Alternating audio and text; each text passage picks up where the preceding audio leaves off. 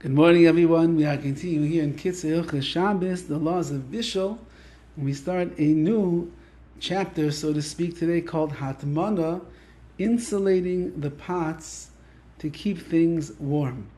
Mine HATMANA, the types of HATMANA of insulation. Yesh Shnei Mine HATMANA, there are two types of HATMANA of insulating. HATMANA b'davar ma'isiv hevel, you insulate with something, a material that adds heat. Ubedavar she'enu ma'isiv hevel, and the second one is you insulate with something that does not add heat to the pot that is cooking. Ma nikra HATMANA, what exactly is HATMANA? Leichal shem HATMANA rak im mechusa mikol hatzadim. HATMANA, insulating something, really only counts when you are covering that thing from all sides. But if the pot is revealed from the top, Ein sham HATMANA aleya, shem HATMANA aleya, the name HATMANA, insulating, is not upon this.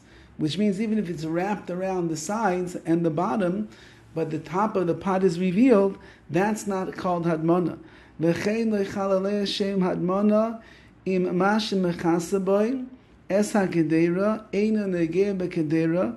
So too, it's not called HATMANA, it's not called insulating, if that which you are covering the pot with is not really touching the pot itself. V'ayin l'kaman, we'll see later on exactly what that means. So now he begins to explain davar ma'isiv hevel, that material that adds heat. Asur la'hatmin afilu be'erev Shabbos b'davar ma'isiv hevel. You're not allowed to insulate something even starting on Erev Shabbos, before Shabbos begins, with a material that adds heat. That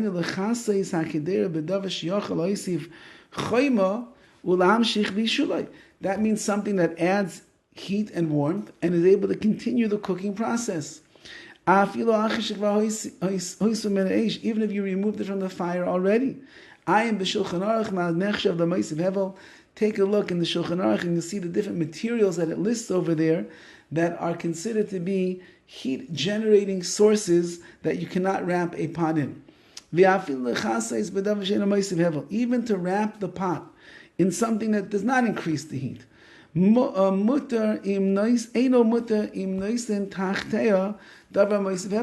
not allowed to do it if you're putting something underneath that is moisiv, that is increasing the heat.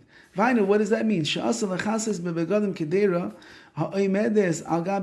You cannot cover a pot that is on the, let's say, on the mecham, on the urn or the like. All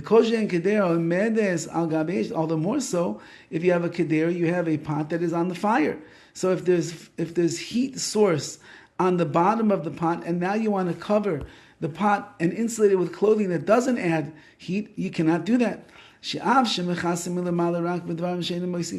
though you're covering from the top something that doesn't add heat, those clothings or the material, since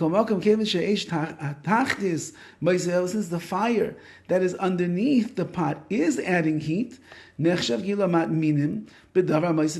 considered as if you are insulating this pot now with something that is adding heat, and you cannot do that. Okay, and therefore, somebody wants to guard the heat on a pot that is on top of the urn. First, you must cover the empty pot. That's bigger than the food itself. So you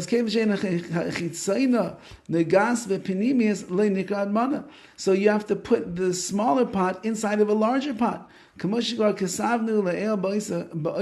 was like we said above, as long as the material is not touching the walls of that pot, you're okay. Then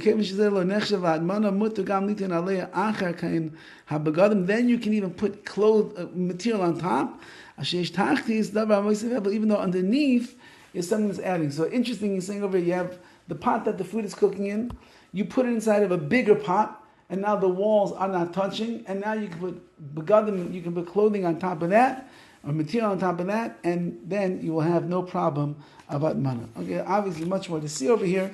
Mitzvah Hashem will continue tomorrow. All the best.